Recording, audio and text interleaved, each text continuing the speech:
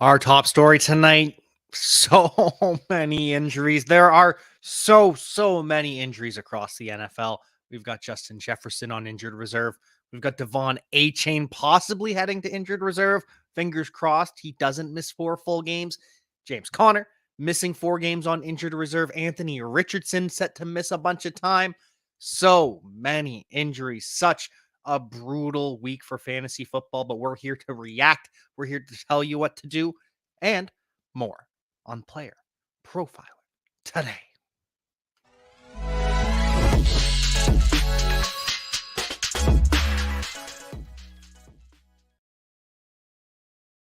Obviously, we will start with Justin Jefferson, and this one just hurts. It's painful. You hate to see it. Justin Jefferson will, for the first time in his NFL career, miss games. Brutal.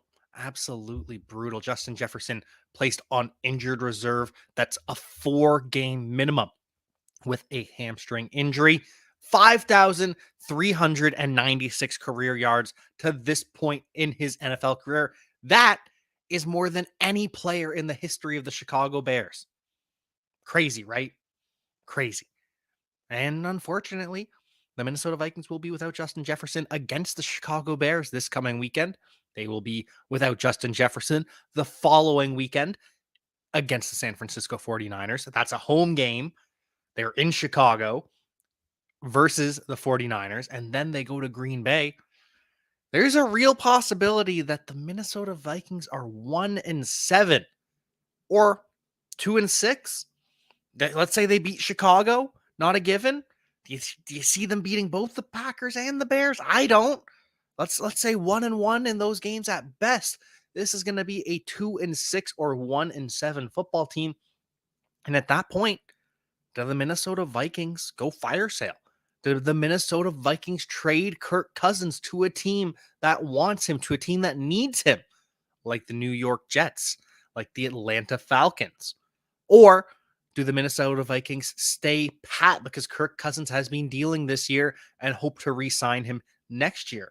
Or do they trade Kirk Cousins away and then hope to re-sign him when he hits free agency next year? There are a lot of potential scenarios for the Minnesota Vikings. And unfortunately, we're just going to have to wait it out. We're going to have to wait and see if they beat the Chicago Bears. If they beat the Chicago Bears, then these rumors will kind of quiet down again. But if the Vikings lose in Chicago, it's going to be real loud in Minnesota to trade Kirk Cousins. They're probably, almost certainly going to lose to the San Francisco 49ers. And then they'll be what? 1-6 heading into Green Bay. The rumors of Kirk Cousins being traded will be nonstop, but we've got a while before we get there. In the meantime, we have to know what to do in fantasy football without Justin Jefferson. Obviously, Jordan Addison is rostered everywhere. You're not going to be able to pick him up off of waivers. KJ Osborne, on the other hand, he's available in like 90% of leagues, roughly. So go ahead, go out and get KJ Osborne. He is not a 100% fab guy by any means. KJ Osborne is not a 1-for-1 replacement for Justin Jefferson, obviously, but he's worth a waiver claim. He's worth throwing a little bit of fab at, but he's still going to be the third option in this passing game, like he already was. It was Justin Jefferson up here, TJ Hawkinson at number 2, and then KJ Osborne was slightly ahead of Jordan Addison in the pecking order, just ever so slightly.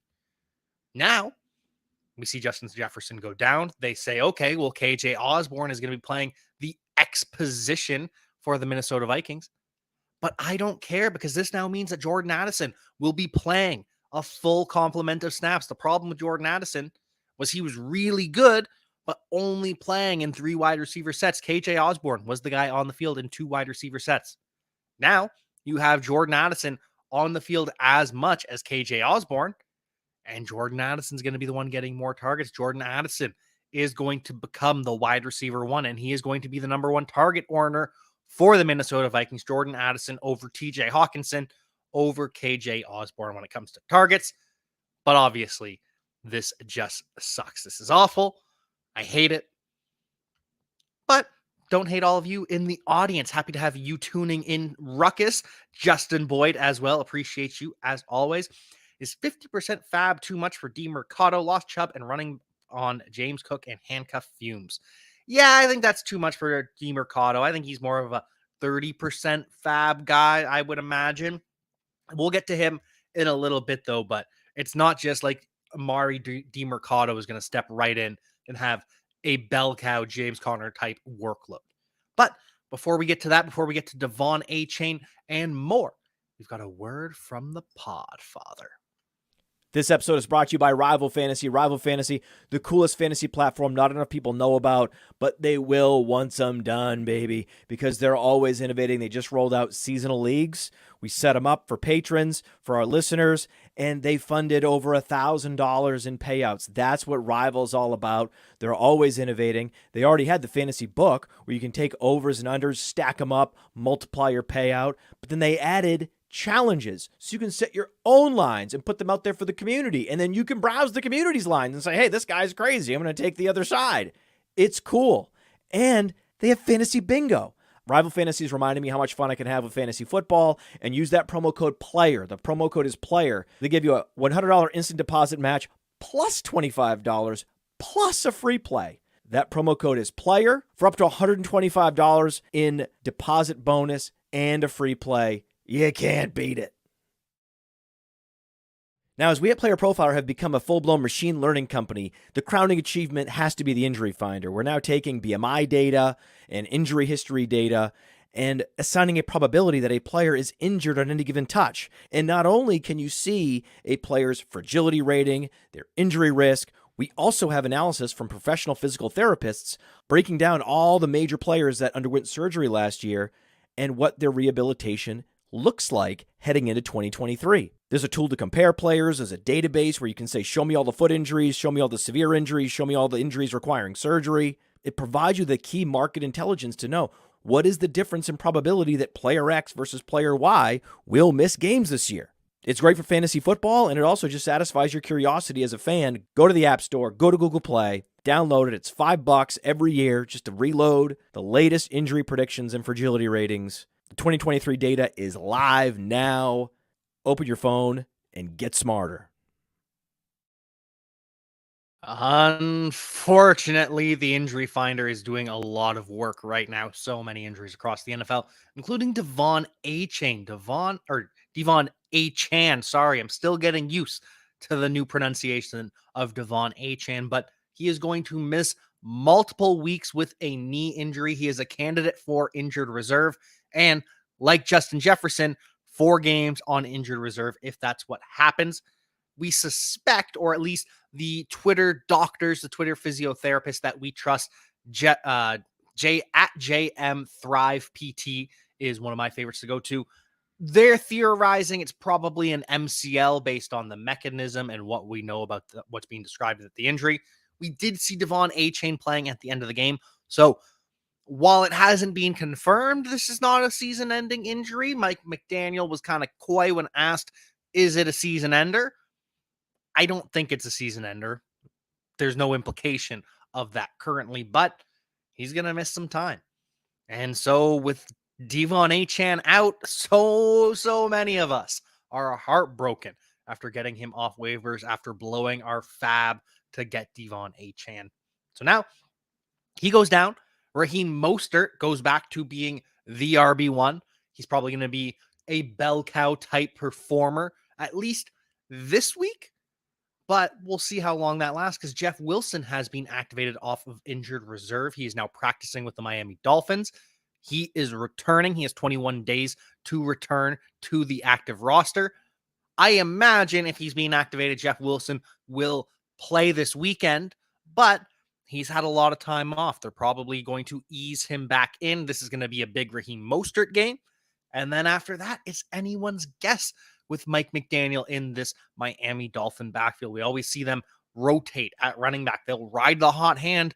They are not afraid to have a bell cow for one game, as we've seen Raheem Mostert week 2, 19 touches, 127 yards, bell cow type performance. I guess in week 3 against the Denver Broncos, both Achane and Raheem Mostert had bell cow type performances. But 20 touches for Raheem Mostert in week 3. The co-leader in touchdowns among running backs right now, Raheem Mostert. He's going to have a big weekend. He is going to get the most, but make sure you put in a waiver claim or put in some fab for Jeff Wilson as well, because he is back and it's going to be a rotation. It's going to be a coin flip of, is it Mostert? Is it Jeff Wilson? Because it's not going to be Achane for at least a couple weeks. And it's not going to be James Conner for at least 4 games as well. He is headed to injured reserve. He has some sort of knee injury. So many injuries this week. And everyone is running out to go and grab Emari Demercado. And I get it. I understand why. Emari Demercado looked very impressive in the stead of James Conner. I think Emari Demercado is better than Keaontay Ingram. I do not think Keaontay Ingram takes over if healthy. Keaontay Ingram, in his limited performances in the NFL, hasn't been great. His best game was 8 carries for 18 yards, scored a touchdown, added 2 receptions, so it was 41 yards on the day off of 10 touches, but that's his best game. The next best game for Keaontay Ingram is 19 rushing yards. So I haven't, to this point, none of us have seen Keaontay Ingram in the NFL play as well as Emari Demercado. So I think he's going to be the RB1. I think he's going to be the one that most people want, and he's going to be the successful one. But that being said, I don't think this is going to be a bell cow situation like we saw with James Conner. I expect Keaontay Ingram to play roughly 40% of the snaps, maybe 50% of the snaps. They're not just going to turn this fully over to Emari Demercado. Tony Jones, who was claimed off of waivers by the Arizona Cardinals, he is going to get some run as well. So while I do think it is worth going in on Emari Demercado, spending 30-ish% of your fab, maybe up to 40%, I don't think he's going to be the bell cow that you want him to be. I think he's going to end up disappointing a lot of people, especially because they've got a kind of running back in Rondale Moore. Rondale Moore starting to play a little bit of tailback. He's lining up in the backfield, being used on passing downs. He has 3 carries for 50 yards last week, 3 receptions for 26 yards last week. So it's going to be a committee.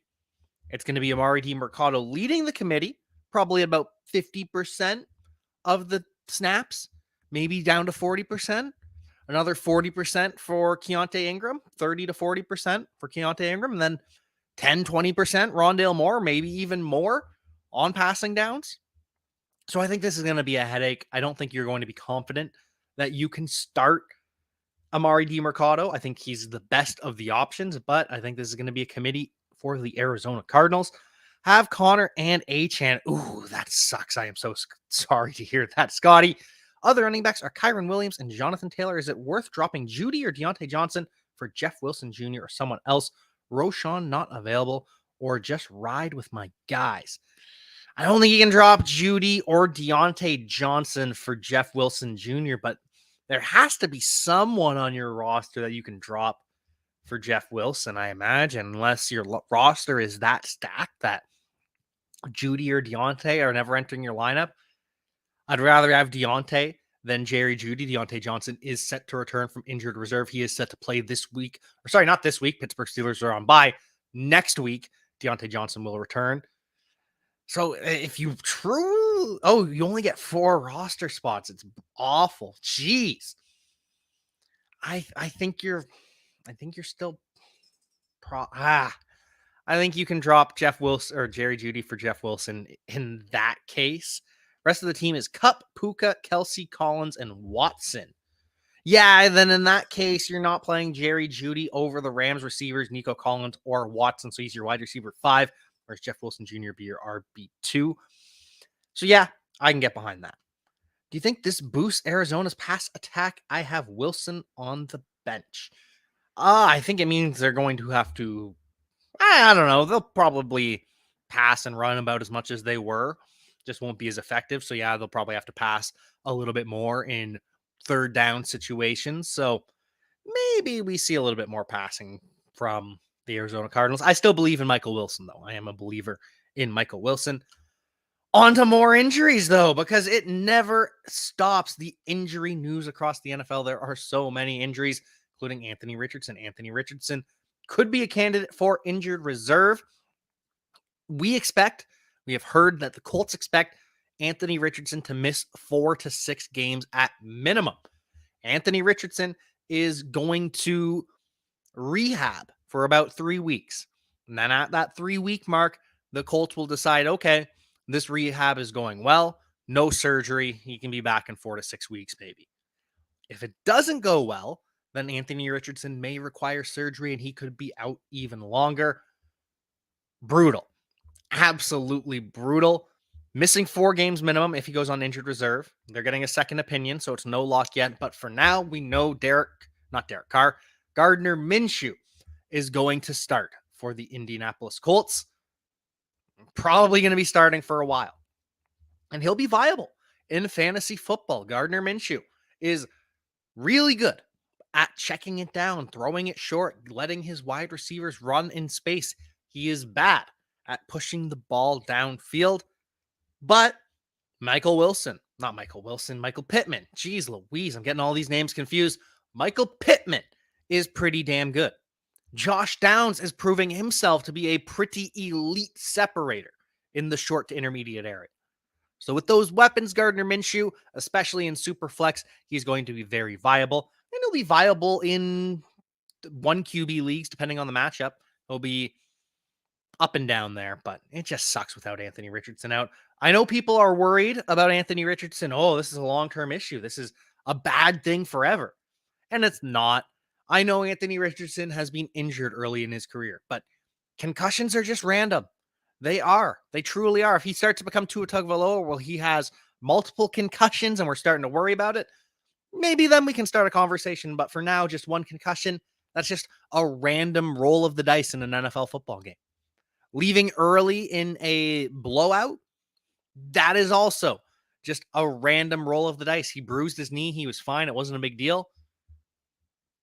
Random roll of the dice. And same with the shoulder injury. Obviously, Anthony Richardson, we were worried about the hits he's going to take as a rushing quarterback, but we're worried about that with Josh Allen. We're worried about that with Lamar Jackson. We're worried about that with all these quarterbacks.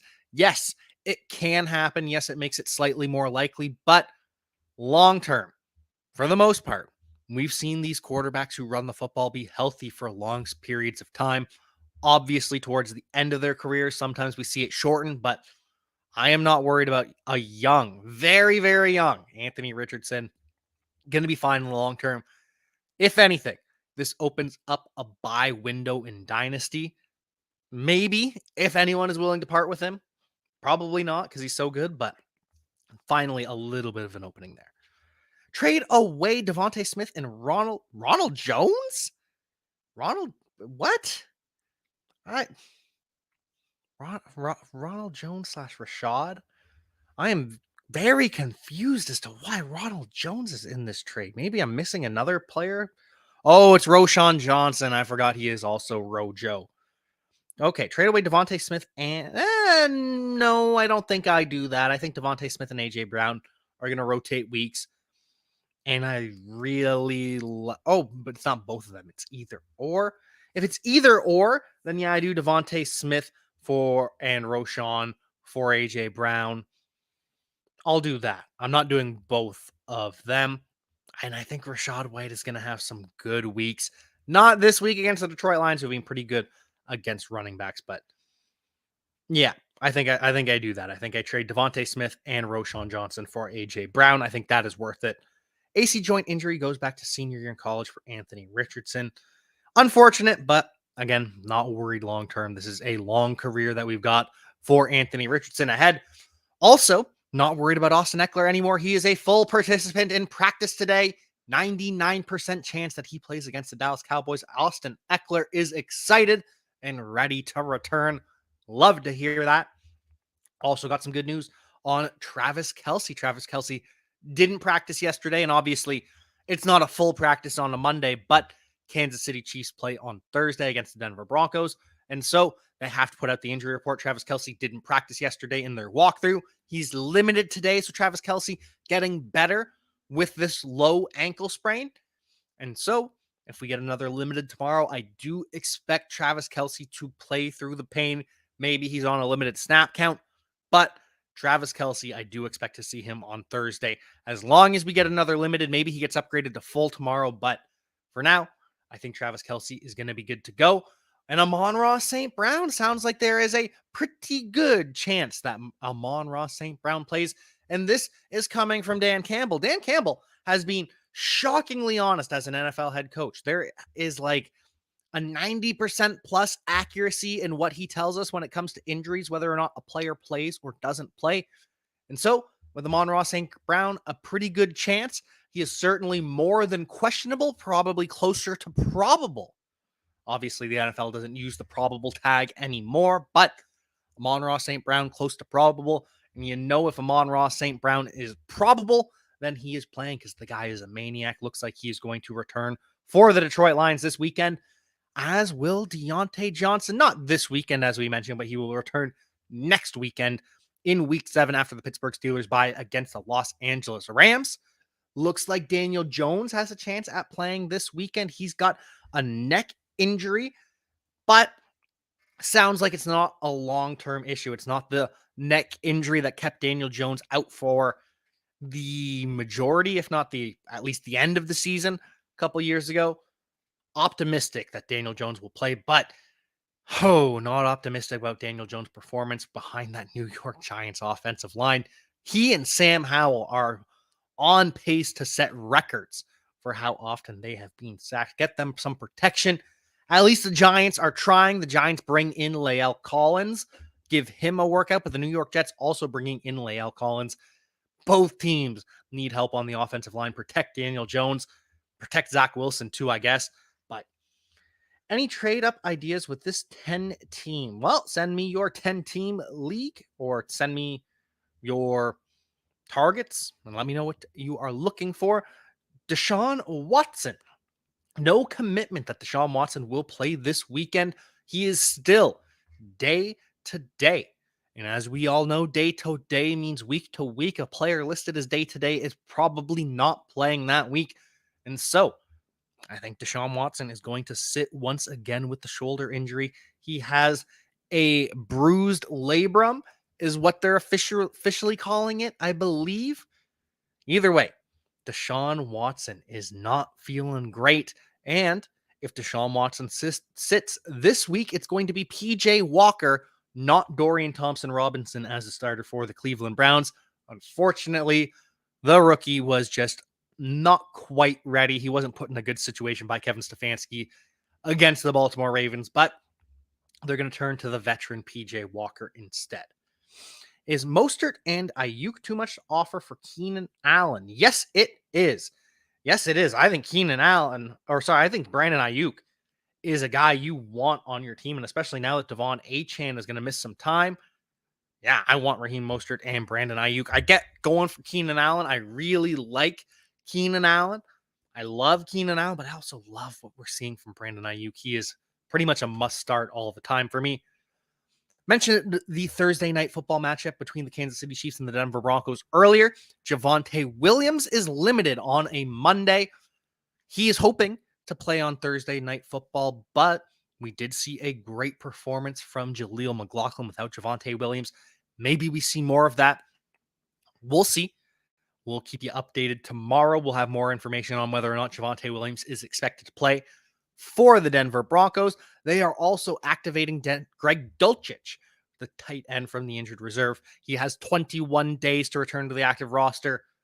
We'll see if he plays this week. It's interesting with Dulcich because it's a short week, so it's not going to be a full practice, or the Broncos going to be comfortable sending him out there at all. You're not playing Greg Dulcich in fantasy because he's not practicing this week because it's all walkthrough stuff with a Thursday game, but we'll see if he ends up playing at all. Any news on the Zay Jones injury? Zay Jones is day to day, which means he probably doesn't play this week. As we all know, day to day really means week to week. If we hear a player is listed as day to day, then we believe he is not playing. So we don't think Zay Jones is playing this weekend. But day to day also means that Zay Jones not going to be out for a whole month or so. So hopefully we'll have better news on Zay Jones. Maybe he does end up playing, but We're going to err on the side of caution and assume he doesn't. And we assume Khalil Herbert will not play this weekend. He is out with an ankle injury. We talked about it. It looked like he suffered a high ankle sprain. That was the mechanism. All we know is it's an ankle injury, going to keep him out multiple weeks. And usually when it's described that way, it's a high ankle sprain. So it should be a 4-week injury. Khalil Herbert should be placed on injured reserve.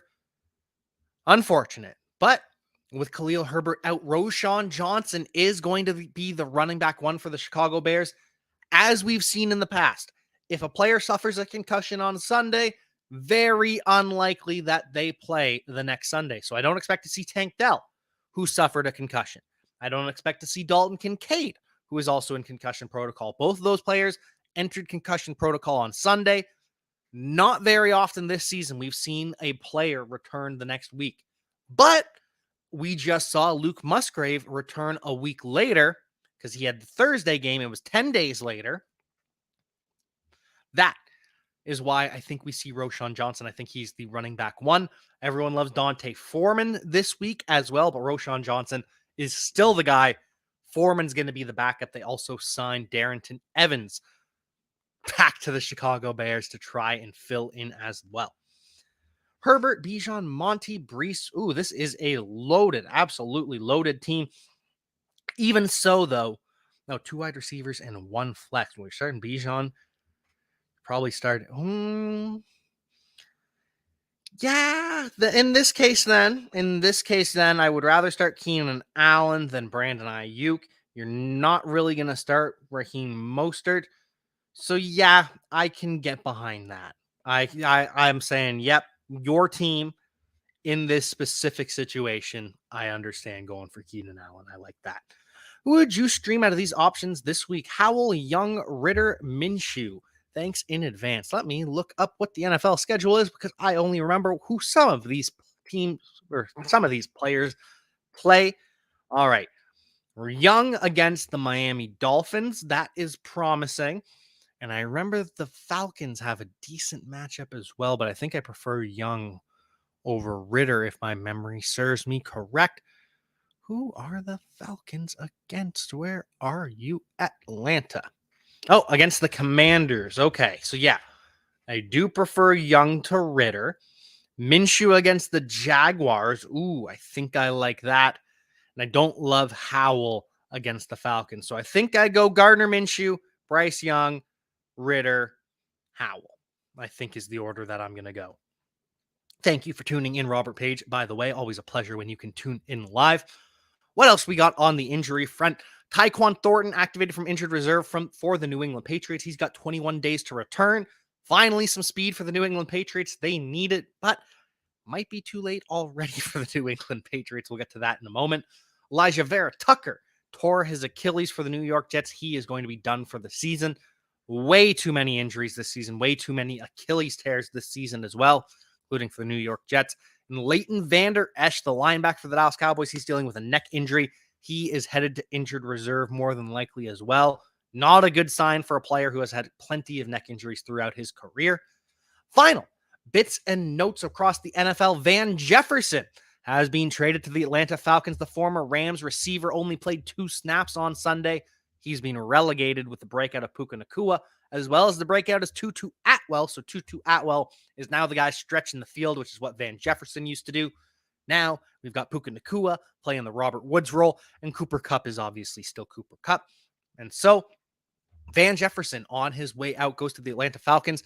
They trade a 6th round pick in 2025 to the Las Vegas Rams for Van Jefferson and a 7th round pick in 2025. The classic pick swap. Falcons get a player that can help them stretch the field, which is something they need. Not a lot of speed on that offense. Kyle Pitts isn't the 4-4 guy that he ran at the Combine. Drake London, more of a big outside possession wide receiver. Same with Mac Hollins, big outside possession receiver, whereas Van Jefferson, he's going to be able to stretch the field for the Falcons. Open things up underneath. Not a fantasy play, more of a real-life benefit to this Atlanta Falcons offense. Maybe McCole Hardman does that for a team as well. The New York Jets are shopping McCole Hardman, who has $4 million on his contract. We all were surprised when we saw this contract to begin with. And now He has fallen behind Randall Cobb. I believe he was a healthy scratch this past game for the New York Jets. Oh, the Jets, off-season heroes, and then things like this shake out. McCole Hardman is on the trade block. Unlike DeVonta Adams, we do not expect DeVonta Adams to be traded following this win for the Las Vegas Raiders, though that can change quickly as they continue to lose. But for now, sounds as though DeVonta Adams is going to be staying put.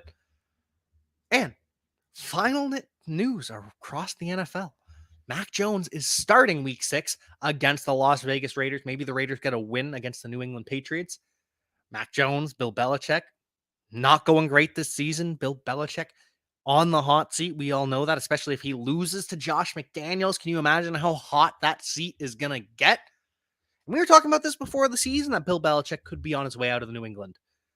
That Robert Kraft was growing impatient with the lack of playoff wins, period. Even Tom Brady's final season, Patriots didn't win a playoff game. So we'll see what happens. We'll see if the Patriots can turn it around, but this might be one of the worst teams in the NFL. And if they do bottom out, and if they do get a Caleb Williams, if they do get a Drake May, is Bill Belichick going to be around to see that through? And speaking of quarterbacks and seeing it through, we're already hearing some trouble in paradise from the Carolina Panthers. Frank Reich speaking to the media, and it was not pretty. Talking about how it hasn't been great. It hasn't been fun. It hasn't been fun. It's been good, but it hasn't been fun. Having David Tepper, the owner, put so much input into the franchise and how things go. And we all know that Frank Reich wanted CJ Stroud. We all know that Josh McCown, the quarterback coach, wanted CJ Stroud. Everything we heard from the Carolina Panthers was that CJ Stroud was who the coaching staff wanted. But then this test comes out and Bryce Young is the boy wonder genius. David Tepper, the owner, overrides it. Now there's already trouble in paradise. The Carolina Panthers looking like a dysfunctional organization. Is it over before it started for Bryce Young and Frank Reich? Hey, I want to take a moment to thank you for tuning in. It's important to me that all of our media be free. This is only possible because of you allowing a true independent sports media enterprise to thrive unlike any other in the business. So please subscribe to the All In Package to continue to make all of this possible, to ensure that all of our stats, information, data, content is available to you, especially you, the people that get the site and get the show.